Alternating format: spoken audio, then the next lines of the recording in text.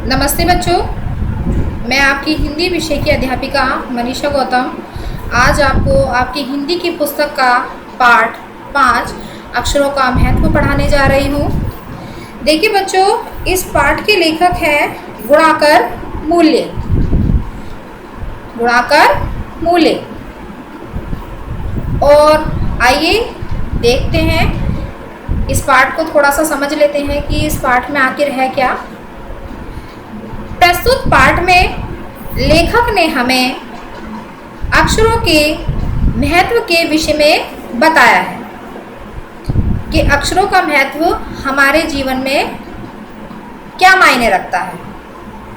लेखक ने बताया है कि दुनिया की सभी पुस्तकें अक्षरों से ही बनी हैं। समाचार पत्र भी प्रतिदिन अक्षरों की सहायता से ही छपते हैं। देखिए, अगर अक्षर ही ना होते तो आज जो हम देश विदेश की जो सूचनाएं पढ़ते हैं वो अक्षरों के माध्यम से ही पढ़ते हैं, समाचार पत्रों के माध्यम से ही पढ़ते हैं। अगर अक्षर ही ना होते तो फिर समाचार पत्र ही ना छपते, और समाचार पत्र ना छपते तो हम देश विदेश की सूचनाओं से कभी भी अवगत ना होते। यदि अक्षर ही ना होते तो ना जाने इस दुनिया का क्या हाल होता। पुराने समय में लोग ये मानते थे कि अक्षरों की खोज ईश्वर ने की है, परंतु आज हम जानते हैं कि यह खोज स्वयं मनुष्य ने ही की है। देखिए बच्चों, जो लेखक हैं वह इस पाठ में अक्षरों के बारे में बता रहे हैं। वह ये बता रहे हैं कि अगर अक्षर ही ना होते तो हमारा जीवन कैसा होता। मनुष्य को किसी भी चीज़ का ज्ञान ही नहीं हो पाता, क्योंकि अक्षरों के माध्यम से विभिन्न प्रकार की पुस्तकें छपी हैं और उनमें इतिहास का सारा लेखा जोखा दिया गया है। और उसी के माध्यम से हम पढ़ते हुए आए हैं कि पहले समय में मनुष्य कैसा रहता था, किस तरह का उसका जीवन था, क्या क्या उसने अपने जीवन में किया, किस तरह से उसने अपने जीवन में तरक्की की। ये सभी हम किसके माध्यम से पढ़ते हैं? अक्षरों के माध्यम से ही तो पढ़ते हैं। तो आइए बच्चों, इस पाठ के बारे में और थोड़ा देख लेते हैं।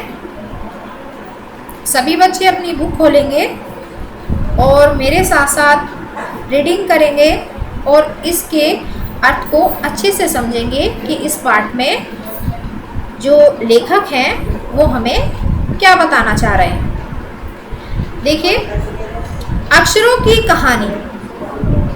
यह पुस्तक अक्षरों से बनी है। सारी पुस्तकें अक्षरों से बनी हैं। तरह तरह की पुस्तकें, तरह तरह के अक्षर। देखिए, जो जितनी भी विश्व में पुस्तकें बनी हुई हैं जिसमें दुनिया भर की जानकारी दी गई है, वे किसके माध्यम से बनी हैं? अक्षरों के माध्यम से ही बनी हैं।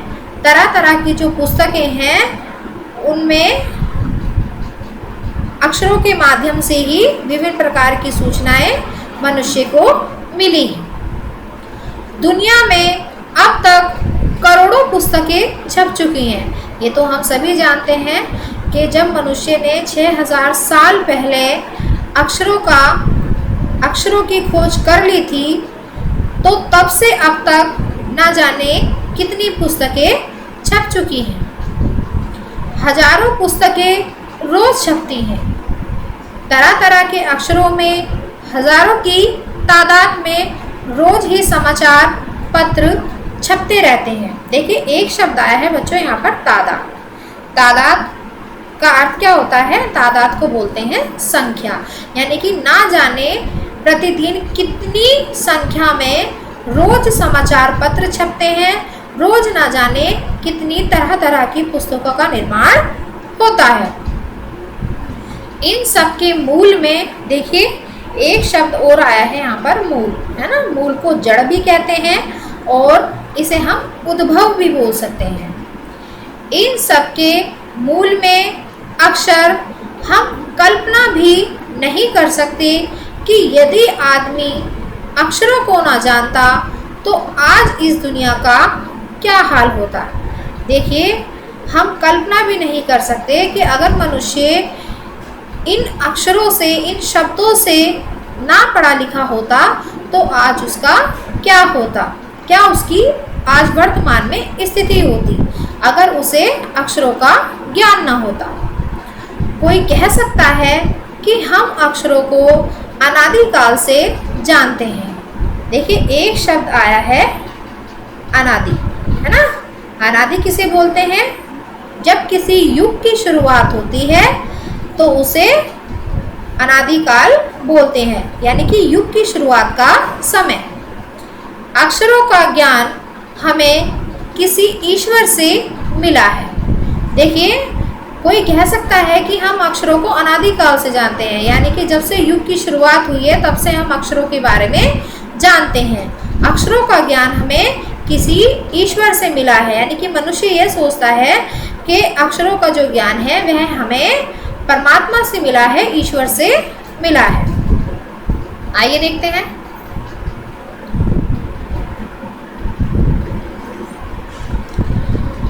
पुराने ज़माने के लोग सचमुच ही सोचते थे, क्या सोचते थे कि भाई ये जो अक्षरों का ज्ञान मिला है ये तो हमें ईश्वर से मिला है।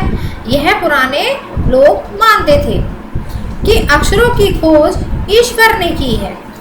पर आज हम जानते हैं कि अक्षरों की खोज किसी ईश्वर ने नहीं बल्कि स्वयं आदमी ने की है।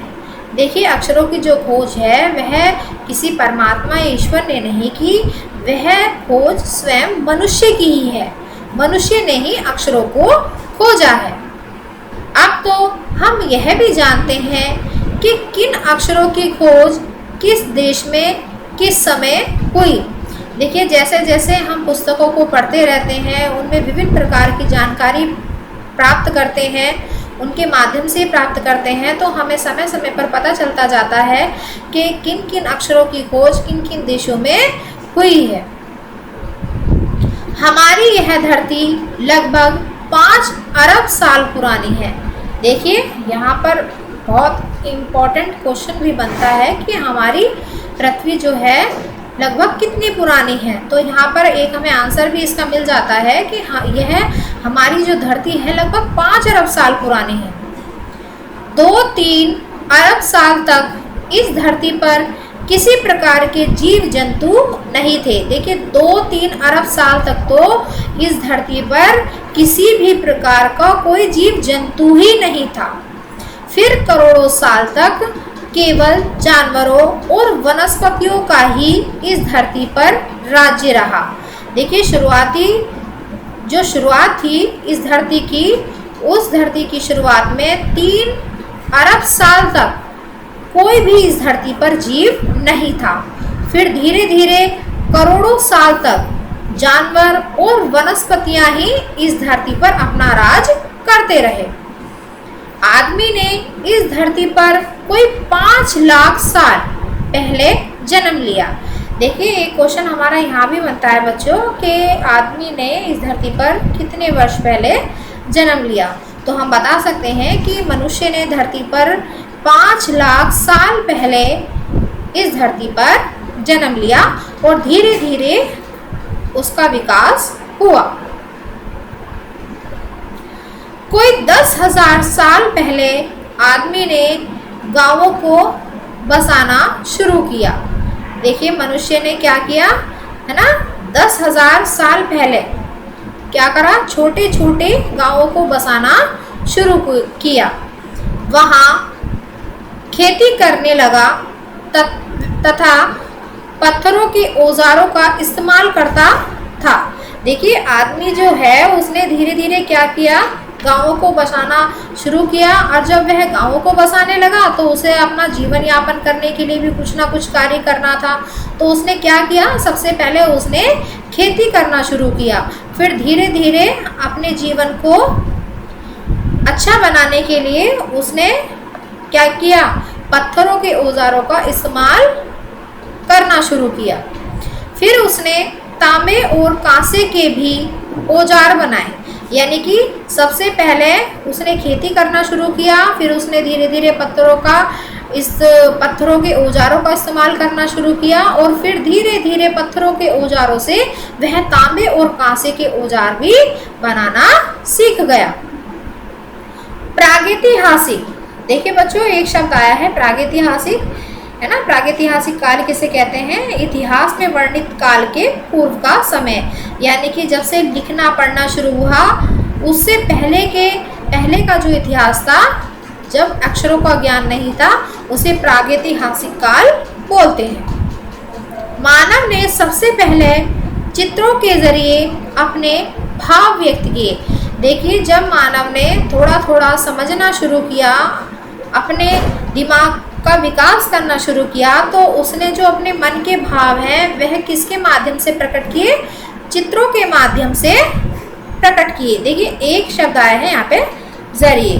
जरिया किसे बोलते हैं बच्चों? माध्यम से, यानी कि चित्रों के माध्यम से उसने अपने भावों को प्रकट करना शुरू किया।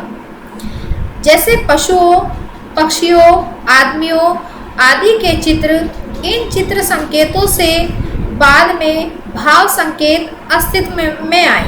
देखिए धीरे धीरे इंसान जो है वह सबसे पहले किस भाषा का प्रयोग किया? यानी सांकेतिक भाषा का प्रयोग किया, संकेतों में बात करना शुरू किया, है ना। अपने मन के भावों को किस प्रकार से प्रकट करता था? संकेतों के माध्यम से प्रकट करता था। जैसे एक छोटे वृत्त के चहुं ओर शब्द है बच्चों, देखिए चहुं ओर यानी कि चारों ओर किरणों की घोतक रेखाएं खींचने पर वह सूर्य का चित्र बन जाता था। देखिए एक वृत्त है ना, यानी कि हम गोलाकार पे अगर हम रेखाएं खींच देंगे तो वो कैसा चित्र बन जाता है? सूर्य का चित्र बन जाता है। एक गोल आकृति बन जाती है जिसे सूर्य का चित्र भी मान लेते हैं। बाद में यही चित्र ताप या धूप का घोतक बन गया। इस तरह अनेक भाव संकेत अस्तित्व में आए। देखिए बच्चों जैसे जैसे मनुष्य का विकास होता गया, है ना, जैसे जैसे मनुष्य को क्या हुआ? धीरे धीरे विकास होता गया, उसकी समझ का विकास हुआ, वैसे वैसे ही उसने पहले सांकेतिक भाषाओं से, है ना, फिर चित्रों के माध्यम से और अंत में उसने धीरे धीरे अपने भावों को विभिन्न प्रकार से प्रकट करने की कोशिश करने लगा। तब जाकर काफी बाद में आदमी ने अक्षरों की खोज की। देखिए सबसे पहले उसने किसके माध्यम से अपने भाव प्रकट किए? चित्रों के माध्यम से भाव प्रकट किए, फिर सांकेतिक भाषा के माध्यम से अपने भाव प्रकट किए, है ना, फिर रेखाओं के माध्यम से अपने भाव को प्रकट किए और अंत में उसने क्या किया? अंत में उसने अक्षरों की खोज भी कर ली। अक्षरों की खोज के सिलसिले, देखिए एक शब्द आया है बच्चों यहाँ पर सिलसिले, है ना, यानी कि क्रम। सिलसिले को क्रम भी बोलते हैं, यानी कि अक्षरों के सिलसिले को शुरू हुए मुश्किल से 6000 साल हुए हैं, केवल 6000 साल। देखिए अक्षरों की खोज के लिए कितना समय हो गया है? अक्षरों की खोज किए हुए 6000 साल हो चुके हैं। देखिए बच्चों इस पाठ में केवल अक्षरों के महत्व के बारे में बताया है और ये हमने बता भी दिया है आपको कि अक्षरों की खोज मनुष्य के लिए कितनी मायने रखती है और अक्षर उसके जीवन में क्या भूमिका निभाते हैं। ठीक है बच्चों, तो आज हमारा यह प्रथम भाग यहीं समाप्त होता है। इससे आगे का भाग हम आपको अगली वीडियो में पढ़ाएंगे। ठीक है बच्चों, धन्यवाद।